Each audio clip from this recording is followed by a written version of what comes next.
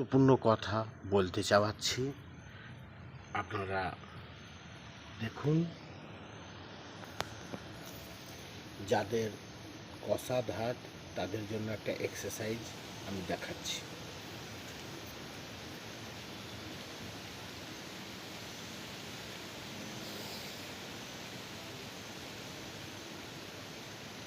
এইরকম 3 মিনিট থাকবেন।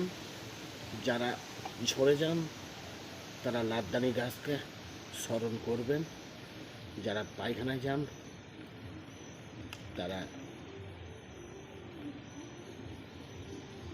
পেনিটাকে স্মরণ করবেন।